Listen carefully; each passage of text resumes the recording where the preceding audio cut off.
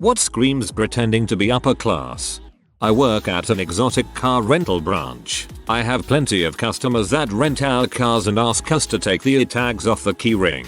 Understandable. Then I have some that insist they get the same license plate each time and will flip out if I give them the same model as usual but with the plate one digit off. They're trying to make the appearance to whoever that they own the car and get themselves in a trap where they have to keep renting to keep up the illusion. That charade never lasts long.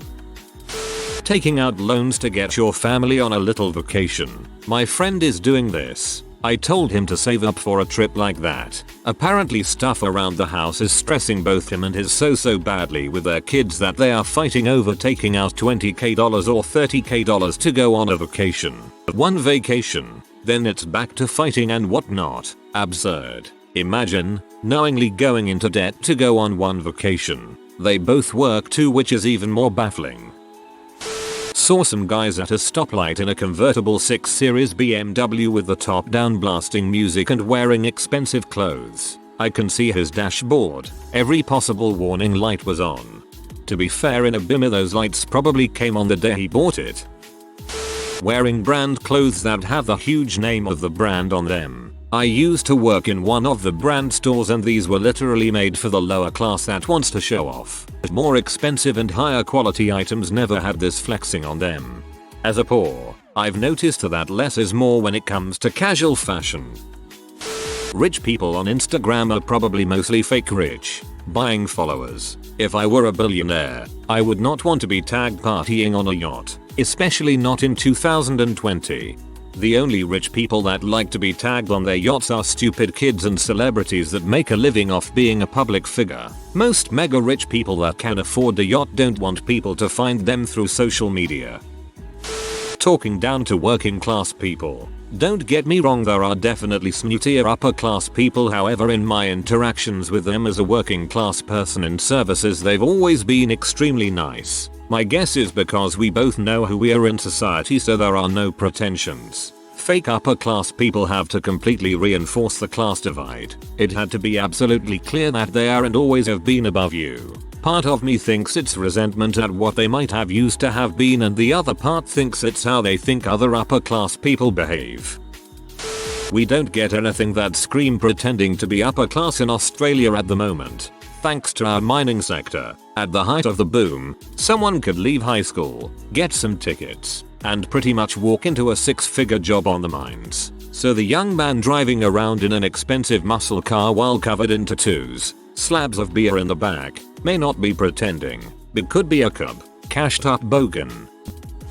When every item of clothing you're wearing has a designer logo on it, real rich people don't walk around looking like billboards. Shopping in the curtains aisle of Walmart and openly declaring to me, an employee trying to zone, that we have no taste. I wish employees were allowed to sass back at stuff like that.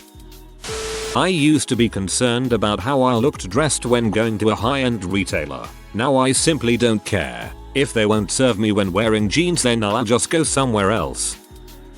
Talking about how expensive everything you have isn't how much money you have. I've found that truly wealthy people don't feel compelled to talk about it constantly. A friend of mine said that a woman she had to deal with would spend $20 on something worth $10 and then tell her she spent $30 on it. When people act all rich but they've never even staged a South American coup for better tax rates on their fruit plantations. Getting married in a big fat wedding by taking out loans, borrowing from friends, plus getting super expensive rings when you can't afford 1/10 of it. My uncle and his wife are perfect examples. They bought a brand new Mercedes that they can't afford, live in a house that's too big for them, bought a caravan in a park where the ground rental is nearly $50k a year. They bought their kids expensive butt bikes that were never used, and what did they use to pay for all this? If you guessed credit cards, then you are correct. Credit cards and loans from my grandmother which they will never pay back. Then they make fun of my mother and I for being working class. Might as well spit on my grandfather's grave since he was working class through and through. Yet, financing a lifestyle is insane. Going into debt for luxury items is the craziest thing people do. Definitely buying cars you can't afford. I'm solidly middle class and drive a Ford Focus. Don't buy one. They're crap. And a lot of people I work with that make less than I do roll in driving big expensive trucks or Mercedes cars. If I can't afford that, I know they can't. I'm a teacher. I'm a bit surprised by what I see some of my colleagues driving at the various schools I go into. Far too many luxury cars for it to the spouse paying for it. I heard salespeople at high-end shops can tell immediately if someone was actually wealthy in places like Rodeo Drive. Even if you dress up nicely and walk into a high-end store, they could pick you off as a normie. I work, freaking covered, at a high-end restaurant. Most of the time it's super easy to tell. In saying that though, whenever Mel Gibson would come in he was dressed like a hobo and could have easily been mistaken for one. Buying expensive clothes, or fake ones, and owning a high-end phone, but you stretch your budget to do this in order to make it seem like you can afford excess when you really can't. And then not getting those expensive clothes tailored. If you are gonna buy the fancy clothes, spend the extra $sign to make sure they actually fit. Dang it. Oh, actual upper class story. Have a wine snob friend coming over for a party. So I bought the cheap obscure wine, like $10 bottle, and when I cashed out I asked them to take the sticker gun and put $80 on it. My friend thought it was an amazing bottle of wine. I had lots of customers like that. They'd gush over our house wine and tell their dinner friends how special it is, the amazing taste, etc. Basically trying to act like a wine snob. I used to get a sick pleasure telling the folks at the table that it was box wine. Posting pictures of your fancy cars and house renovations, shoes, etc. on social media. Real rich people don't actually have to scream I'm rich to be rich. Most people do that for the attention and views, not because they are rich. Simply talking about money and how much things cost is a way to brag and show others your wealth. I grew up fairly close to my cousin. He's 6 months older than me and his family, and they are what I consider to be truly wealthy. My uncle was a very well-respected dentist who built his practice up from nothing over a 30-year period. He retired in the last 5 years. My uncle grew up in a dirt-poor farming family and never flaunted his wealth when he became wealthy. He didn't buy a new sports car every year. He still drives the same sports car he bought 15 years ago. He didn't wear flashy designer clothes. He still wears expensive clothes though, and you'd never know he was a millionaire if you passed him in the street. He owns properties all over the province, for hunting and net worth reasons, owns a mansion in the Bahamas on the beach, and takes trips to Europe yearly. You wouldn't know any of those things unless you knew him on a personal level. On the other side of my family I have an uncle that would be considered upper middle class. He always had to have the fanciest toys, the newest models, etc. and everything was as a competition to him. My parents bought a new Cadillac before they retire and of course he had to purchase one as well, except it had to be better, so he bought a CTSV within a month of my parents so he could be better than my parents. He also has to brag about his traveling, telling us of the fun he had in Vegas last week, the exciting trip to Mexico he's taking next and so on. In my experience there's two types of wealthy. There is the truly wealthy class who are humble people that make smart decisions with their money and don't treat it like a competition. And there is the faux wealthy class who have to try and flaunt their wealth in the face others as a way of keeping score and ensuring that they are perceived as winning. I love this. Our family friend is a very successful venture capitalist, owns like 7 houses all paid for in cash in Hawaii, Bay Area, etc. 90% of the time I ever see him, he is wearing collared sweaters, jeans and his 8-year-old Reeboks. His wife and him both drive Volkswagens. You'd never know this guy's net worth. When I sold cars for 5 years the people with the worst credit income finances were always trying to stretch to buy the most expensive and newest car. They were the easiest to impress with new features, special colors and performance specifications. The people with the best finances were always looking for a basic Corolla or Camry. They were usually replacing a 15-year-old Toyota they handed down or sold online. After having that experience, whenever I hear someone say they special ordered a special color or that there's only X amount of this car made, I just think to myself that they are a sucker and probably have bad credit. And when I see someone driving an old beat up car I don't automatically think they are broke, but instead I think they are probably hoarding cash and have a nice retirement ahead of them. Buying an inflatable hot tub while living in a trailer park. South, just bought an inflatable hot tub and live in a trailer park. Putting other people down for having less expensive things than they do. Like just because it's not expensive means that it is worthless. Those people need to shut up. Knock off luxury brand anything. Usually watches, bags, wallets, clothes. There are plenty of respectable, elegant things that look and work just as well. You're not tricking us. And you're not tricking them. The people who swim in those lanes all the time.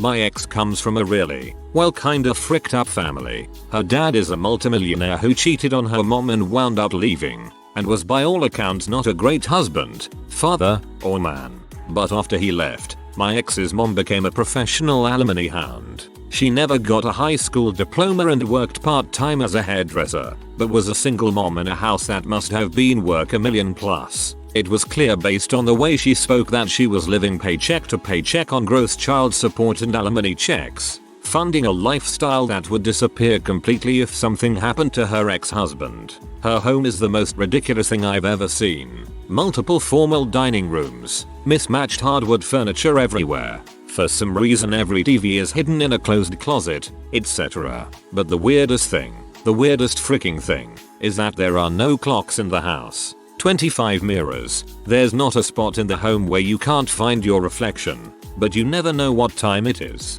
I'm not sure if that's a direct answer to the question, but I thought it was related.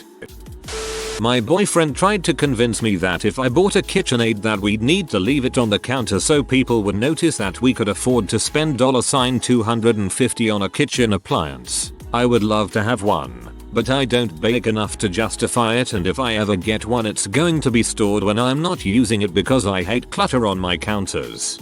Mine stays on my counter because it's too dang heavy to move around frequently. I do use it pretty regularly though.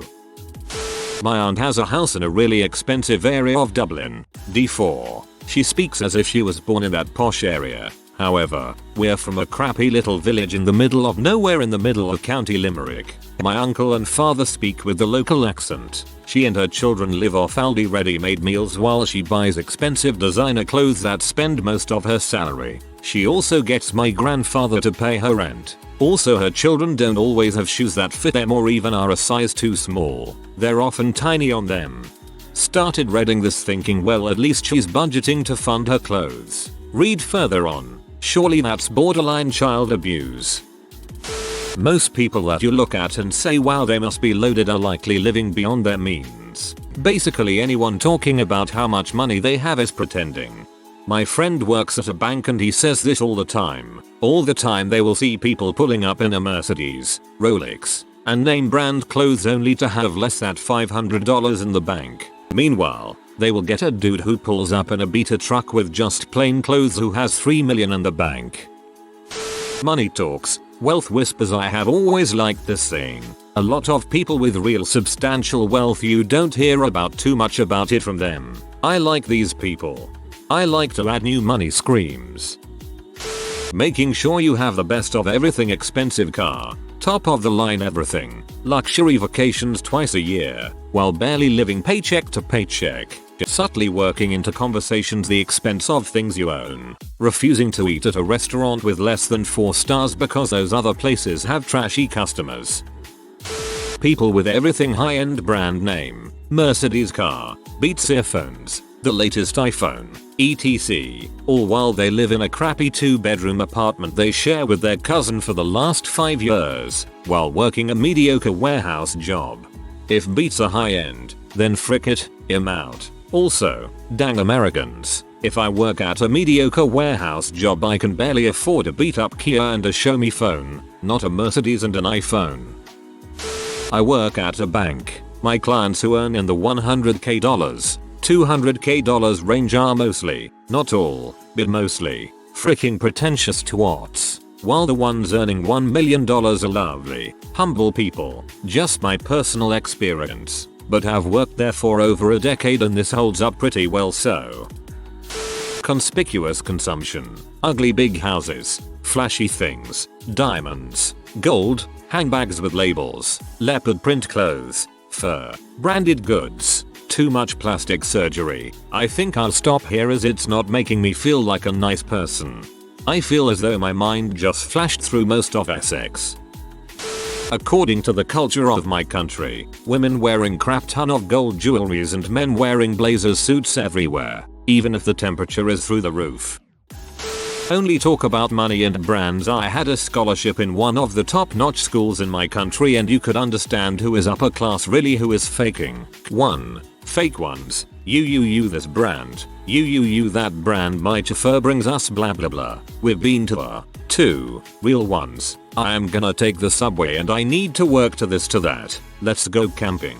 Like I did not know one of my friends were rich until he invited me to his family's boat. They really are upper class and they use money as a gear, not a purpose.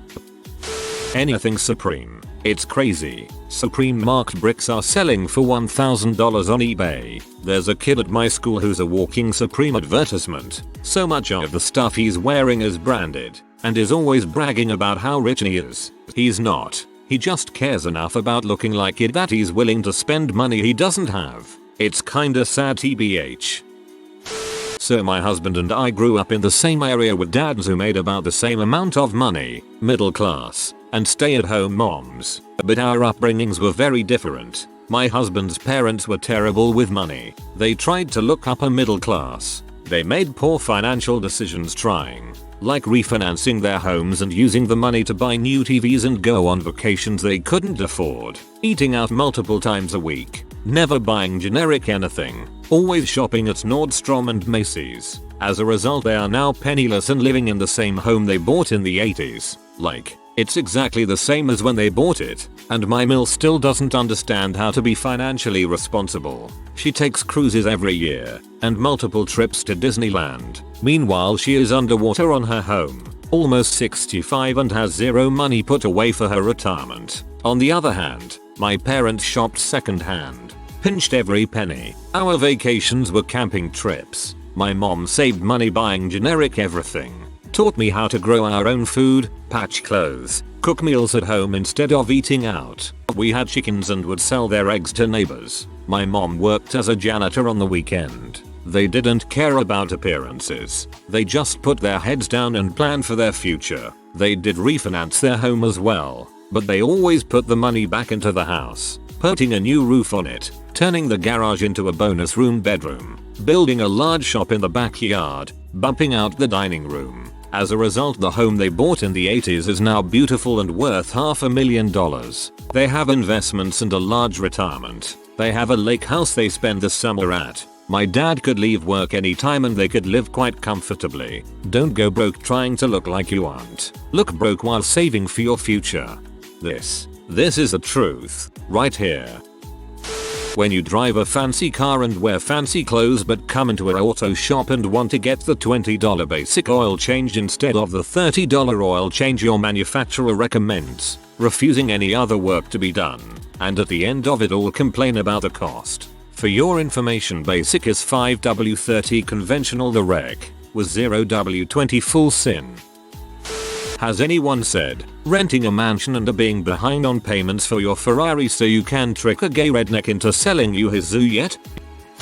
I grew up in an upper class home and we drove second-hand Volvos from granddad. My mother was up to her eyebrows trying to get tax levies passed for school programs and the library and paint spattered clothes. My dad worked a 60+ hour work week providing low-cost healthcare. We thought Dolly Parton was the epitome of someone who was pretending to be upper class and we loved her every move.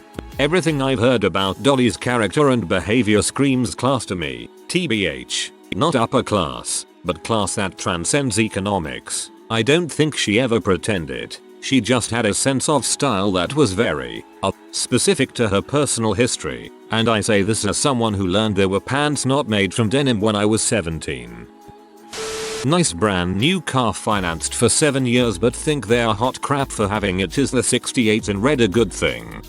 So here's a bit of a story. There was this mocking hot Colombian girl at work a few years ago who took a liking to me. We're talking an easy 10, possibly such a 10 that scale was altered such that former 10s have been downgraded to 8s in comparison. She was always perfectly made up, wearing business attire that was just enough to be sexy, without breaking dress code. but my chromosometer was going off in a major way. Buried the needle. So I thought with my upper head and kept things professional. Well, seeing as how I wasn't falling for her, she turned her attention to some other guy who kinda looked like me. Evidently she had a type, and he went in head first. It was hot and heavy, and she basically got her hooks in deep. Got him paying for everything. All her bills, rent, everything. After a few months when he could barely pay for his own stuff because he was supporting her, he got his crap together and broke things off. She had a minor meltdown at work and ended up being let go a few days later.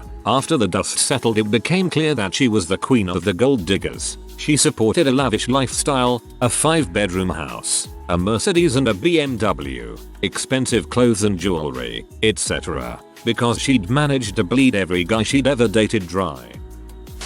Dwelling on past achievements, I've got a friend who constantly goes on about how great the British Empire used to be and how his family were all grand aristocrats and navy commanders. He's a good guy at heart, but I think he was brought up to believe he was better than most others. The humble brag under the guise of a complaint. I can't believe how bad the champagne selection was on my flight. I expected so much more from KLM first class. My brother-in-law is the king of this and everyone in the family wants to murder him. I don't understand how he doesn't see how transparently pathetic it is. He's not dumb. Always having the newest iPhone Samsung device, but always with a cracked screen. I'm so rich I can afford these nice things, but I just can't afford anything more to fix it when I drop it.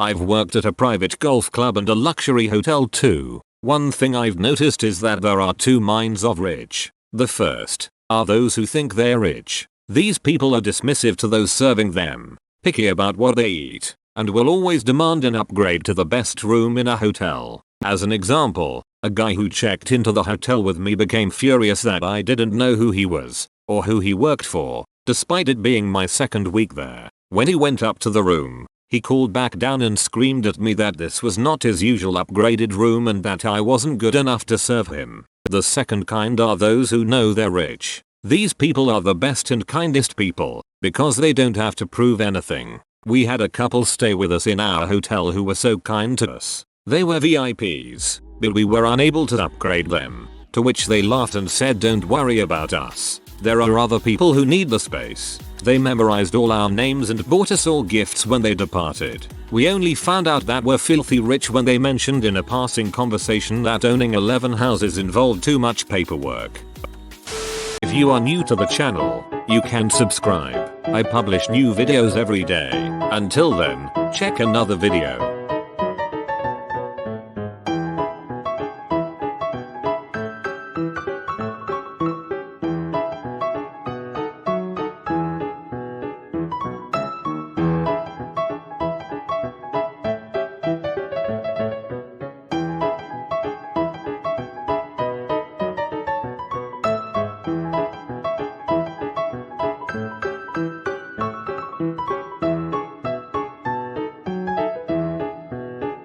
Bye for now.